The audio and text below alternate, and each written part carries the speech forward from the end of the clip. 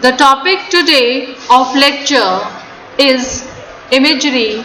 It is part of BA Part 3rd English Literature Paper 1. It is of literary terms. Imagery. Imagery is an ambiguous term. Its range varies from the mental pictures experienced by the reader to the totality of the elements which create a poem. C. de Lewis views, I quote, "An image is a picture made of the words, and a poem may itself be an image composed from a multiplicity of images," unquote. Imagery has three common uses. Number one, imagery word is applied to signify all the objects and qualities of the sense perception. In any work of literature, it can be done either through literal description, allusion, or in the vehicle used in similes or metaphors. The term is applied to the visual as well as the mental picture created by the poet. Imagery mainly includes the qualities associated to auditory, touch, smell, taste, or sensations of movement, and also the visual qualities. Number two, narrowly, imagery signifies only the description of visible objects and scenes, especially if the description is vivid, like in Coleridge's Ancient Mariner, the rock shone bright, the kirk no less, that stands above the rock, the moonlight steeped in silentness, the steady weathercock, unquote. Number three, the most common use of imagery is to signify the figurative language. As the vehicle of metaphors and similes, recent criticism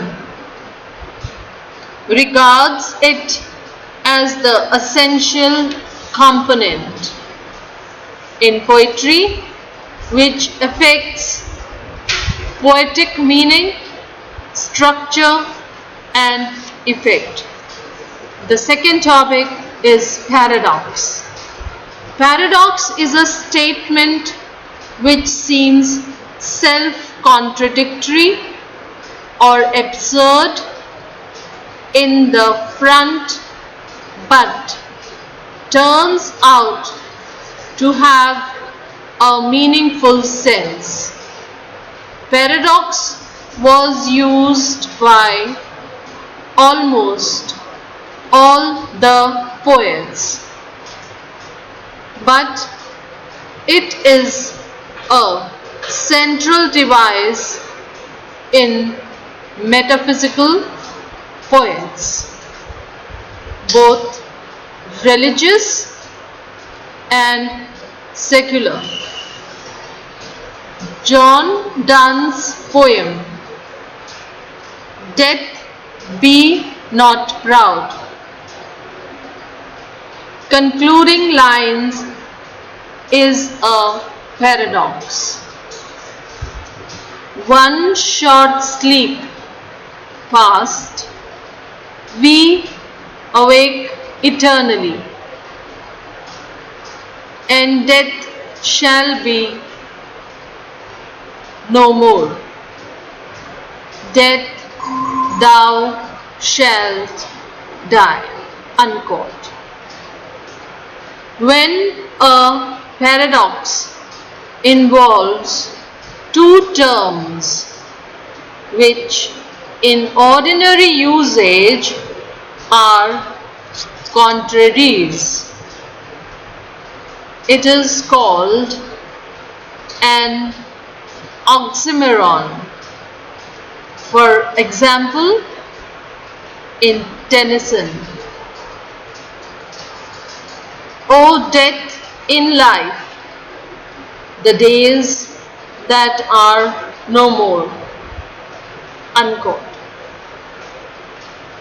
Oxymoron was familiar in Petrarchan conceit in Elizabethan love poetry.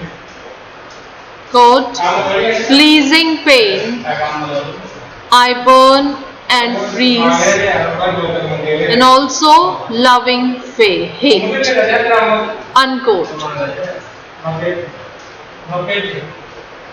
Milton's Paradise Lost, Book 3rd, line number 380, the appearance of God.